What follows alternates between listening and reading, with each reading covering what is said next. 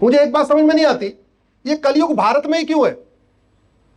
ये कलयुग सिंगापुर और जापान में क्यों नहीं है?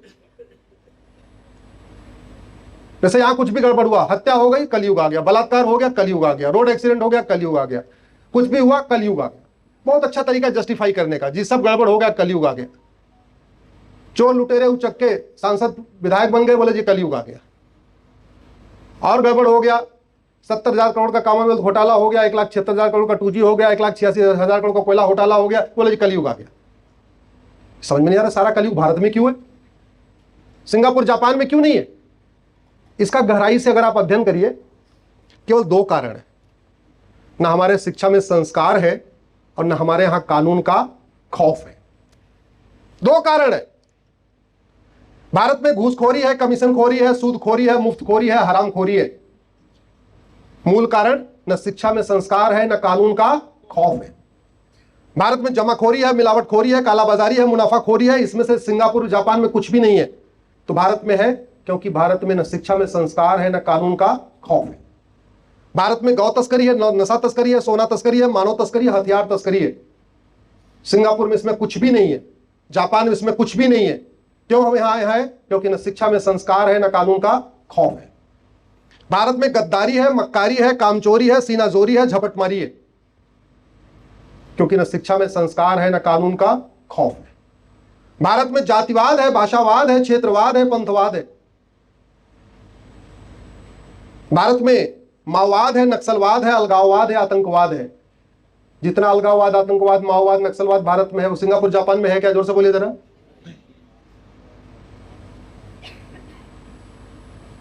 भारत में मजहबी उन्माद है, भारत में झूठ फरेब है, घटतौली है, नक्काली है, चोरी डकैती है, चीटिंग है, फ्रॉड है, फोर्जरी है, हवालाबाजी है, कबूतरबाजी है, पत्थरबाजी है, तोलाबाजी है, क्योंकि न शिक्षा में संस्कार है, न कानून का खौफ है।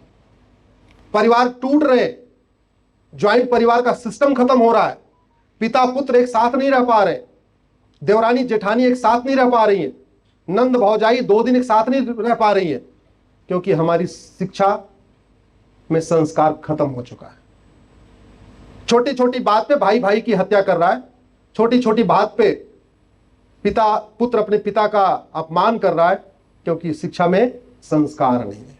भारत की समस्याओं, भारत की 90% समस्याओं का 2 ही रूट काज है, न शिक्षा में संस्कार है, न कानून का खौफ है। अब सवाल यह है कि शिक्षा में संस्कार हमारे यहां तो बहुत था, अनगिनत उदाहरण।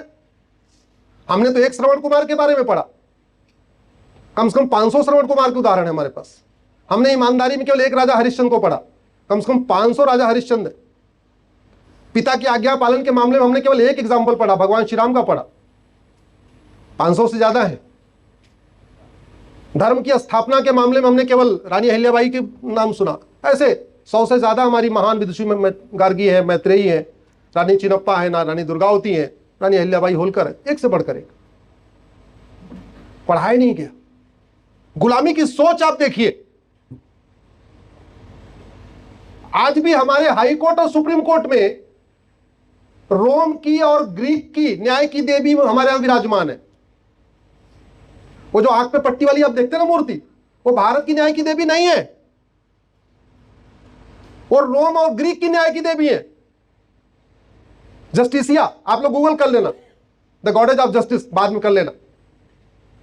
हमारे पास रानी अहिल्याबाई होलकर जैसी न्याय की देवी हैं, जिन्होंने जुडिशियल सिस्टम शुरू किया, जस्टिस विद इन आवर। आप उनके दरबार में आए हैं, घंटा बजा दिया, 1 घंटे के अंदर आपका न्याय हो जाएगा। केस आपका कॉम्प्लिकेटेड है, जस्टिस विद इन डे, सुबह आए हैं शाम तक आपको न्याय मिल जाएगा। बहुत केस कॉम्प्लिकेटेड है, 2-3 दिन आना पड़ेगा, जस्टिस विद इन वीक, 1 सप्ताह में हो जाएगा। बहुत एक्स्ट्रा कॉम्प्लिकेटेड है, वो भी 1 ही 2 केस मिलता है, तो जस्टिस विद इन मंथ, 1 महीने के अंदर तो हो ही जाएगा। हमने अपने अदालतों में, district court, high court, supreme court में रानी अहिल्याबाई होलकर की मूर्ति नहीं लगाई, हमने रानी the goddess of justice, Justitia और रोम की देवी की मूर्ति लगा के बैठे हो। यह गुलामी की सोच है, और यह गुलामी की सोच नीचे से ऊपर तक है। मैं ये बात कई बार जो आपके सामने कह रहा हूं, ये सुप्रीम कोर्ट में भी कह चुका हूं। और इसलिए कह रहा हूं क्योंकि ये वीडियो केवल आप तक नहीं पहुंचता, ये बहुत लोगों तक पहुंचता है, कई बार माननीय सुप्रीम कोर्ट जज तक भी पहुंचता है, घूमते घूमते पहुंच जाता है। इसलिए रिपीट कर रहा हूं, क्या पता ये वाला वीडियो सुनने के बाद वो मूर्ति चेंज हो जाए। हमें अपनी गुलामी की मानसिकता बदलनी पड़ेगी। अरे मुगल आए, मुगलों ने अत्याचार किया,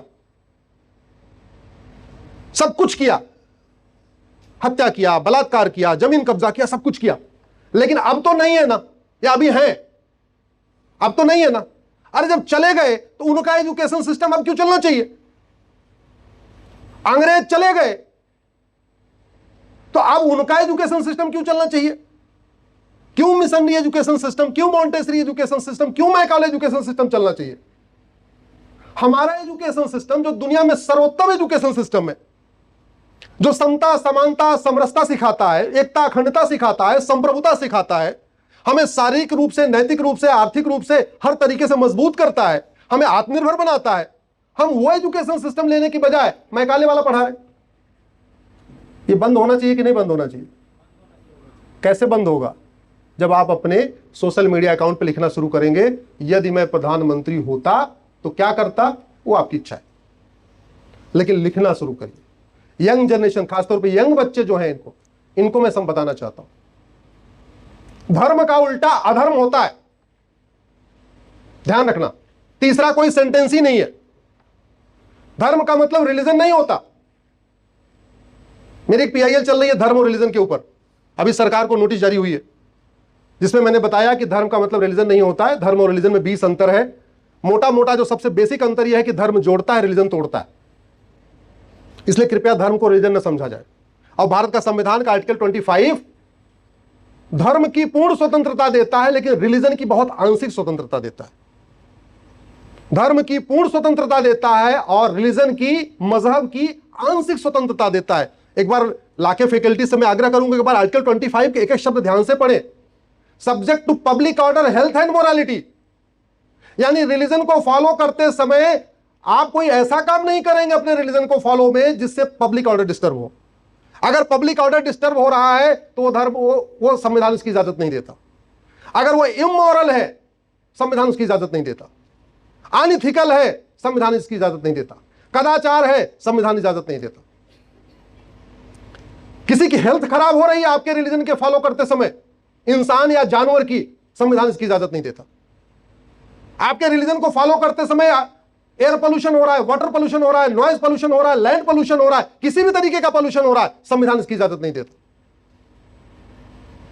लेकिन वो हमें अंग्रेज बता के गए थे धर्म का मतलब रिलीजन, रिलीजन का मतलब धर्म, हम वही मान के आज तक बैठे हुए। हमने कभी सोचा नहीं धर्म तो अलग है, रिलीजन तो अलग है। दिक्कत क्यों लिए हुई? अंग्रेजी भाषा थोड़ी सी बहुत लिमिटेड भाषा है, शब्दों की बड़ी कमी है, कोई व्याकरण है नहीं अंग्रेजी में, रट्टा मार भाषा है। बीयूटी का मतलब बट और पीयूटी का मतलब पुट। एक बट हो गया, यू लगाते, दूसरा यू लगाते। CHE केमिस्ट्री और CHOPRA चोपड़ा। या तो वो कोपड़ा होना चाहिए और या तो ये केमिस्ट्री होनी चाहिए। ऐसा तो नहीं होगा ना कि इधर केमिस्ट्री का CH का मतलब CH और चोपड़ा के CH का मतलब क, ऐसे कैसे हो जाएगा? लेकिन वो लिमिटेड भाषा है, शब्द नहीं उनके पास, हमारे पास सबके लिए शब्द है। अच्छा, ये मम्मी माताजी की बहन है तो मौसी, पिताजी की बहन है तो बुआ, सबके लिए शब्द है ना हमारे पास। उधर बुआ भी आंटी, मौसी भी आंटी, चाची भी आंटी, चाची की बहन भी आंटी, मौसी की बहन भी आंटी, मौसी की देवरानी जेठानी भी आंटी। इधर हमारे पास पिताजी का भाई है तो चाचा, माताजी का भाई है तो मामा, सबके लिए अलग शब्द है ना। उधर सारे अंकल, मामा, ये वो, मामा का दोस्त, सब अंकल। भाषा में उनके यहां भाई 26 वर्ड है ना, 26 लेटर है A to Z, उसका कॉम्बिनेशन परम्यूटेशन बनाएंगे तो कितने शब्द बनेंगे?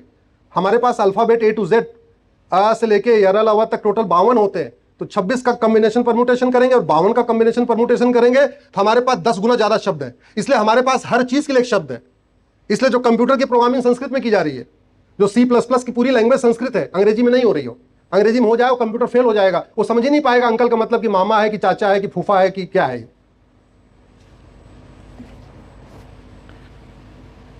लेकिन हम अपने एजुकेशन सिस्टम में धर्म को बता ही नहीं रहे।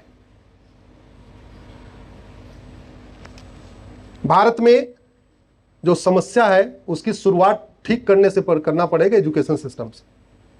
सत्य धर्म है और असत्य अधर्म है, यानी सत्य के ऊपर एक हमारे एजुकेशन में एक चैप्टर होना चाहिए और असत्य के ऊपर एक धारा होनी चाहिए बीएनएस में। सभी बच्चे सत्य पढ़े और बीएनएस में एक धारा होनी चाहिए झूठ बोलने पे 10 से 20 साल सजा मिलेगी। दुनिया के कई देशों में झूठ बोलने पे 10 से 20 साल की सजा है और भारत में झूठ बोलना फ्रीडम ऑफ स्पीच कहलाता है। भारत में झूठ बोलना फ्रीडम ऑफ एक्सप्रेशन है। झूठे वादे, झूठे इरादे, झूठे मैनिफेस्टो, ले फटाफट, ले सटासट, हर इलेक्शन के पहले 3,000 दूंगा, मैं 5,000 दूंगा, मैं 10,000 दूंगा, कोई भी वादा कर लो कोई फर्क ही नहीं पड़ता। भारत की बर्बादी का कारण यही है। और छत्रपति शिवाजी महाराज और रानी अहिल्याबाई होलकर के समय झूठ और भ्रष्टाचार सबसे गंभीर अपराध था। छत्रपति शिवाजी महाराज के समय भ्रष्टाचार की एक ही सजा थी, प्रतापगढ़ किले से पीछे हाथ पैर बांध के 100 फीट नीचे कुएं में फेंक देना। रानी अहिल्याबाई होलकर के समय भ्रष्टाचार की एक ही सजा थी, हाथ पैर बांध के नर्मदा जी में जाओ, तुम नर्मदा मां को प्रणाम करो। यह हमारे देश में था। झूठ सबसे गंभीर अपराध था। ऑस्ट्रेलिया में झूठ बोलने पे 7 से 14 साल की सजा, अमेरिका में 10 से 20 साल की सजा। अमेरिका और ऑस्ट्रेलिया में तो भाई भाई के लिए झूठी गवाही नहीं करता, पत्नी अपने पति के लिए झूठी गवाही नहीं करती, पिता अपने बेटे के लिए झूठी गवाही नहीं करता। और भारत में डिस्ट्रिक्ट कोर्ट में 10-10 हजार रुपए में गवाह तैयार है। आपने कोई क्राइम किया है तो आपको गवाह ढूंढने की जरूरत नहीं है, वहीं वकील साहब को बता दो, आपके क्राइम के आधार पे गवाह मिल जाएंगे। चोरी लूट झपट मारी है 10,000 रुपए में गवाह, हत्या बलात्कार किया है 50,000 रुपए में गवाह, और पूरी गवाही दे देंगे। ना उन्होंने आपने उनको देखा ना उन्होंने आपको देखा, पूरा एफिडेविट पे लिख के देंगे। इनको मैं जानता हूं, पिछले 20 साल से जानता हूं, इनके साथ बचपन में गुल्ली डंडा खेलता था, सारा काम मैंने इनके साथ किया, बहुत अच्छे आदमी है। और जब यह अपराध हुआ उस समय हमारे यहां बैठ के खिचड़ी खा रहे थे। क्यों? क्योंकि झूठी गवाही देना अपराध नहीं। 5 करोड़ मुकदमों के कारण 5 करोड़ परिवार टेंशन में है। 5 करोड़ परिवार का मतलब एक परिवार में 6 आदमी मानिए तो 30 करोड़ भारतीय टेंशन में है। अमेरिका की जनसंख्या 30 करोड़ है, अब 35 करोड़ हो गई। मतलब ऑस्ट्रेलिया की जनसंख्या 2 करोड़ है, भारत में मुकदमों से कितने लोग टेंशन में? 30 करोड़। 15 ऑस्ट्रेलिया के बराबर लोग मुकदमों में टेंशन में। और मुकदमे, आधे मुकदमे क्या है? फर्जी एफआईआर, फर्जी जांच, फर्जी गवाही, फर्जी एफिडेविट, सारा फर्जीवाड़ा। क्यों? क्योंकि फर्जी शिकायत करना अपराध नहीं, फर्जी जांच करना अपराध नहीं, फर्जी चार्जशीट फाइल करना अपराध नहीं, फर्जी गवाही देना अपराध नहीं, फर्जी वसीयत कराना गंभीर अपराध नहीं, फर्जी विरासत बनवाना गंभीर अपराध नहीं, फर्जी आधार बनवाना गंभीर अपराध नहीं, फर्जी राशन कार्ड बनवाना गंभीर अपराध नहीं, फर्जी बर्थ सर्टिफिकेट बनवाना गंभीर अपराध नहीं। कुछ भी फर्जीवाड़ा कर लो कोई फर्क ही नहीं पड़ता। ये आपको मेरे हाथ में पेपर दिख रहा होगा, रायबरेली में पिछले 1 साल में 20,000 लोगों ने फर्जी डॉक्यूमेंट बनवा लिया, फर्जी बर्थ सर्टिफिकेट बनवा लिया। भारत में कुल 800 जिले हैं, 800 जिलों में से एक जिला रायबरेली, रायबरेली में एक जिले में, भारत के 800 जिलों में से एक जिले में 1 साल में कितने फर्जी बर्थ सर्टिफिकेट बन गए? 20,000। 800 जिलों में क्या हो रहा होगा और सन 50 से लेकर आज तक कितने बने होंगे, कल्पना कर लीजिए। कभी आपने सुना सिंगापुर, जापान, अमेरिका में किसी ने फर्जी डॉक्यूमेंट बनवाया हो? जोर से बताइए जरा। नहीं। कभी दुबई में आपने सुना किसी ने फर्जी डॉक्यूमेंट बनाया हो? अरब, कुवैत, बहरीन में बनाया हो? 20,000 डॉक्यूमेंट। यह भारत का खतरा है। इसके लिए आप लोगों को, भावी हमारे जो अधिवक्ता हैं, इसके लिए आपको अपना बुद्धि विवेक लगाना है। वकालत से पैसा खूब आता है, अच्छा केस करोगे तो भी पैसा कमाओगे, लेकिन भारत बदले, भारत विश्व सिरमौर बने, भारत विश्व गुरु बने, भारत में सतयुग आए, भारत में राम राज्य आए, भारत में भ्रष्टाचार अपराध खत्म हो, इसकी सबसे प्राइमरी ड्यूटी होती है अधिवक्ता और अध्यापक। मेरे सामने यहां या तो अधिवक्ता बैठे हैं या तो अध्यापक बैठे। लगभग यहां 95% मुझे लगता है अधिवक्ता अध्यापक है। पूरा पूरा फ्रीडम मूवमेंट किसने लीड किया? अधिवक्ता अध्यापक। पूरी दुनिया में समाज को बदलने का काम किसने शुरू किया? अधिवक्ता अध्यापक। चाहे वो चाणक्य ले लीजिए, चाहे वो महात्मा गांधी ले लीजिए, चाहे XYZ, नेल्सन मंडेला से लेकर जगह जगह पूरी दुनिया में जो जो क्रांति हुई उनका इतिहास पढ़ लीजिए। अधिवक्ता और अध्यापकों को जागना पड़ेगा और इस बात को समझना पड़ेगा कि भारत की कोई भी समस्या लाइलाज नहीं है, भारत की कोई भी समस्या विश्वव्यापी नहीं है। जो समस्याएं भारत में हैं वो इसलिए चल रही हैं क्योंकि भारत में न शिक्षा में संस्कार है, न कानून का खौफ है। अब समाधान क्या है इसका? समाधान बहुत आसान है। मेरे हाथ में कानून दिख रहा है आपको, क्या नाम है इसका? Right to education. कहां बना ये? पार्लियामेंट में। अगर ये पार्लियामेंट में बन सकता है तो पार्लियामेंट में बदल भी सकता है। अगर राइट टू एजुकेशन बन सकता है तो इसमें एक शब्द जोड़ के equal, right to equal education भी बन सकता है। राइट टू इक्वल एजुकेशन मतलब वन नेशन वन एजुकेशन। आपका मैं देख रहा था वन सिलेबस लिखा हुआ है। भारत में जो सबसे पहली आवश्यकता है वो है कम से कम 16 साल तक यूनिफॉर्म एजुकेशन सिस्टम लागू किया जाए। भारत की जो पहली आवश्यकता है कि कृष्ण और सुदामा एक साथ पढ़े, एक स्कूल में पढ़े, एक किताब पढ़े। भारत में पहली आवश्यकता है कि दशरथ और सुमंत एक साथ एक स्कूल में एक किताब पढ़े। भारत की पहली आवश्यकता है कि मंत्री की बेटे की किताब और संतरी की बेटे की किताब एक हो। भारत में पहली आवश्यकता है कि शिक्षा मंत्री के बेटे की किताब और शिक्षक के बेटे की किताब, कांस्टेबल के बेटे की किताब और कलेक्टर के बेटे की किताब और कप्तान के बेटे की किताब और कमिश्नर बेटे की किताब, पायलट के बेटे की किताब और रिक्शा चलाने वाले की बेटे की किताब एक हो। यह सबसे पहली आवश्यकता है। और भारत का संविधान भी यही कहता है। भारत का संविधान कहता है सबको समान अवसर मिलना चाहिए और समान अवसर तब मिलेगा जब समान शिक्षा होगी, यूनिफॉर्म एजुकेशन सिस्टम होगा। और भारत में था।